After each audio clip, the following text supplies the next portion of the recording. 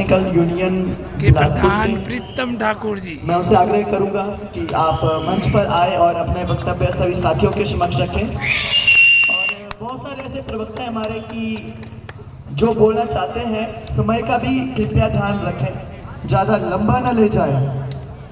जी, बहुत बहुत तालियों के साथ जोरदार स्वागत कीजिए भाई प्रीतम ठाकुर जी का। जोरदार तालियों के साथ साथियों, तालियों में अब वो दम नहीं रहा, मुझे लग रहा है। मेरे साथ उद्घोष लगाएंगे। भारत माता की जय, भारत माता की जय, इंकलाब जिंदाबाद, इंकलाब जिंदाबाद, वंदे मातरम, वंदे मातरम। सिर्फ हंगामा खड़ा करना मेरा मकसद नहीं, मेरा मकसद है कि ये सिर्फ हंगामा खड़ा करना मेरा मकसद नहीं, मेरा मकसद है कि ये तकदीर बदलनी चाहिए।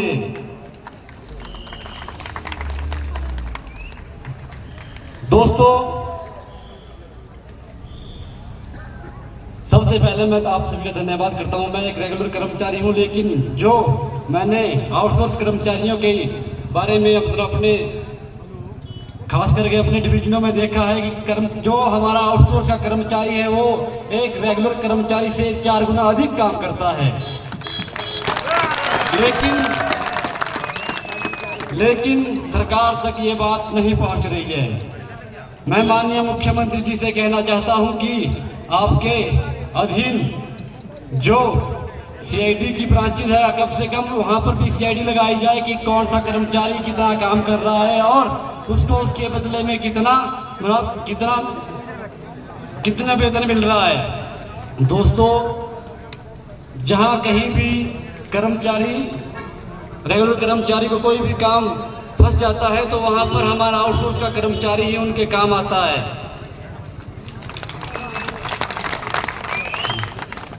मैं माननीय मुख्यमंत्री जी से यह कहना चाहता हूं कि आपने 15 अगस्त को कह दिया है कि हम जल्द ही आउटसोर्स कर्मचारियों के लिए स्थायी पॉलिसी लाने वाले हैं।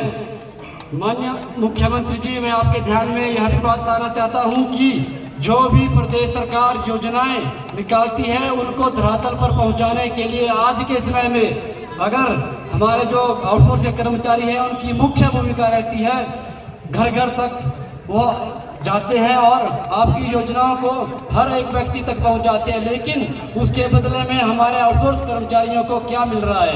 वही 9,000, 10,000, 11,000। माननीय मुख्यमंत्री महोदय, आपके ध्यान में यह बात है कि यह सभी ठेकेदारी प्रथा के अंदर आते हैं और ठेकेदारों के द्वारा इनको वेतन दिया जा रहा है। और जब भी कोई हमारा आउटसोर्स कर्मचारी अपनी सैलरी स्लिप निकालता है तो उस पर कर्मचारी का जो वेतन है वो 18 से 20,000 पर पाया जाता है और जो उनको इन हैंड सैलरी मिलती है, किसी को 9,000, किसी को 10,000, किसी को 11,000। ये दोहरा रवैया क्यों अपनाया जा रहा है? कब तक ये शोषण चलेगा? माननीय मुख्यमंत्री महोदय, आपसे मेरा आग्रह है कि जल्द इन कर्मचारियों के लिए स्थायी नीति बनाई जाए और उस शोषण से इनको बचाया जाए। माननीय मुख्यमंत्री महोदय, जहां तक मैं समझ पा रहा हूं कि आप ही इनके लिए, हमारे आउटसोर्स कर्मचारियों के लिए पॉलिसी बना सकते हैं और मैं आपसे यह आग्रह भी करना चाहता हूं कि जल्द से जल्द पॉलिसी बनाई जाए ताकि जब भी आप हमारे कर्मचारियों के लिए पॉलिसी बनाएंगे तो ऐसा एक आभार